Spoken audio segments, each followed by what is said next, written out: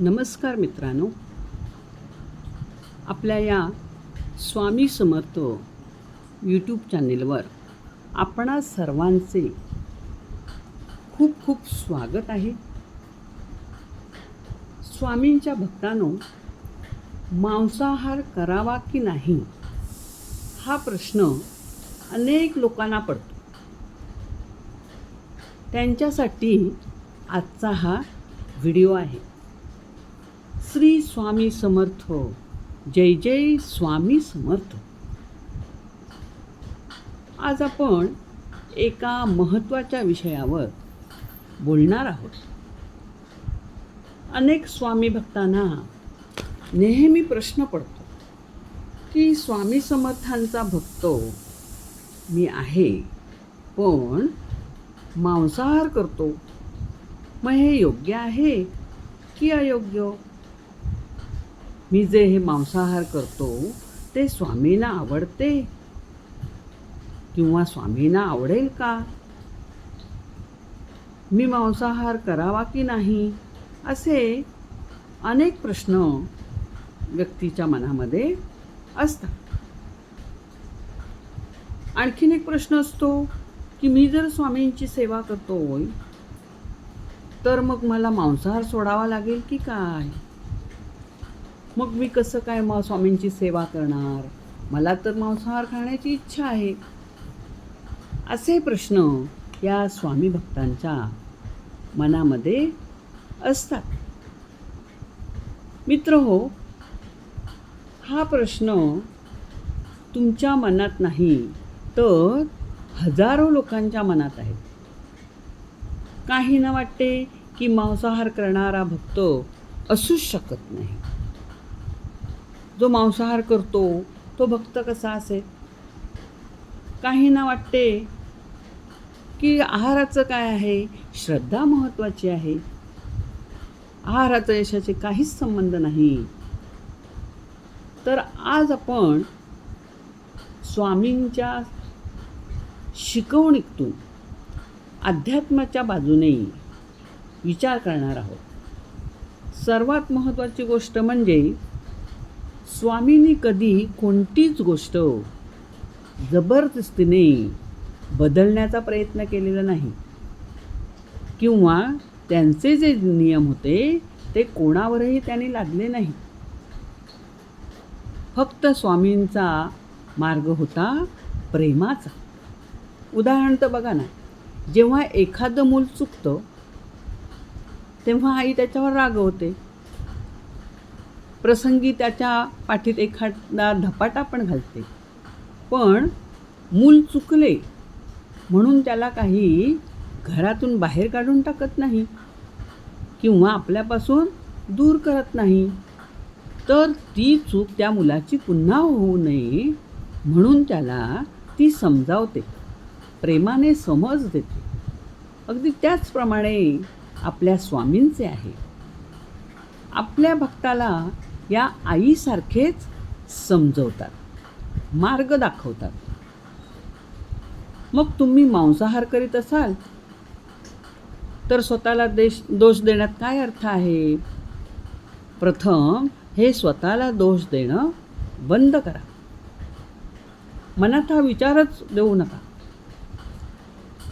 हा विचार म्हणत असू द्या की स्वामी तुमच्यावर प्रेम करतात. पण याचा अर्थ असा नाही की अध्यात्मामध्ये आहाराची काहीच महत्त्वाची गोष्ट नाही आहे म्हणून. तर आहार हा अध्यात्मामध्ये महत्त्वाचाच आहे. पूर्वीपासूनच बघा ना, आपल्या हिंदू धर्मामध्ये आणि संत परंपरेमध्ये सात्विक आहारात खूप महत्त्वाचा मानलेला आहे. महत्त्वाचे स्थान या सात्विक आहाराला दिलेले आहे. कारण आपण जे खातो त्याचा परिणाम आपल्या शरीरावर आणि थेट आपल्या मनावर होत असतो. आपलं मन हे संवेदनशील असतं. सात्विक आहार मन शांत करतो, आपले विचार शुद्ध करतो आणि ईश्वरावरील प्रेम वाढवतो. पण मांसाहार करणारा माणूस वाईट असतो असे नाही आहे.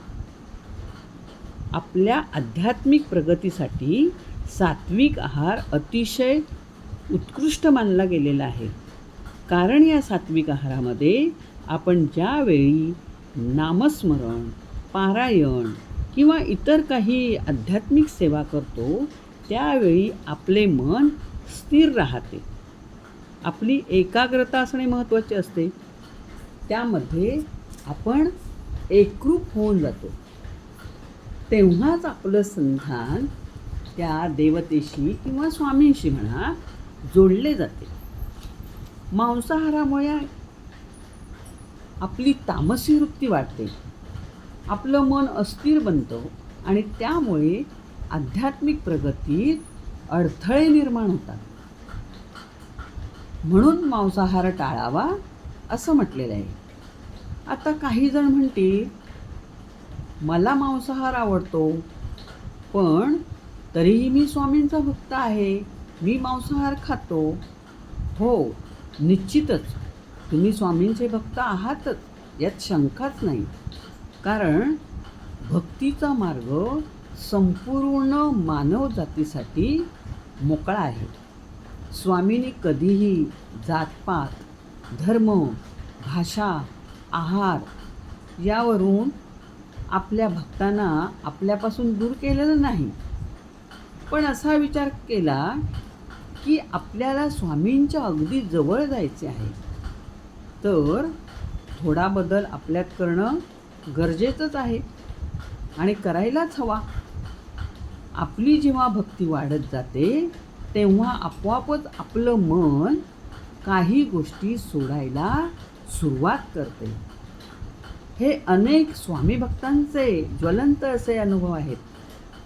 त्यांनी कोणतीच गोष्ट जबरदस्तीने सोडली नाही, तर जशी त्यांची स्वामींवरील भक्ती, प्रेम, श्रद्धा, नामस्मरण वाढले तशी त्यांची संवेदनशीलता वाढत गेली आणि हळूहळू मग त्यांची जी मांसाहाराची इच्छा आहे ती कमी झाली. हाच तर महत्त्वाचा बदल, स्वतःच्या अंतर्मनातून झालेला सकारात्मक बदल. बघा ना, सजीवांचा गुणधर्मच आहे की एकमेकांच्या मदतीने जगणे. प्राण्यांची अन्नसाखळी ठरलेली आहे, पण आपल्या मनामध्ये करुणा ज्या वेळेस जागृत होते की आपला मांसाहार आपोआपच कमी व्हायला लागतो. म्हणजे करुणा किंवा दया हीच अध्यात्माची काय आहे, पहिली पायरी आहे. संतांनी तर दया, अहिंसा यांना जास्त महत्त्व दिले आहे. आपण वैज्ञानिक दृष्टिकोनातून विचार केला तर शरीराला मांसाहार गरजेचा आहे असे सुद्धा काही लोक म्हणतात. पण सात्विक आहारसुद्धा तितकाच महत्त्वाचा आहे.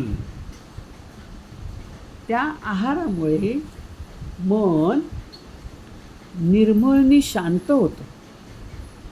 म्हणून तर साधू संतांनी हा सात्विक आहार निवडला. आपणासही मला हे सांगायचे आहे की तुम्ही रोज स्वामींची जशी सेवा करताय ती कराच, पण स्वतःला पण प्रश्न विचारा की माझी सात्विकता वाढवण्यासाठी काय तयारी आहे, माझी सात्विकता कशी वाढेल, किंवा मी काय प्रयत्न करू, किंवा मी काय प्रयत्न करू शकतो किंवा शकते, असे प्रश्न स्वतःला विचारा. आणि बघा, हळूहळू परिवर्तन होईल आणि तुमची सकारात्मकता वाढत जाईल.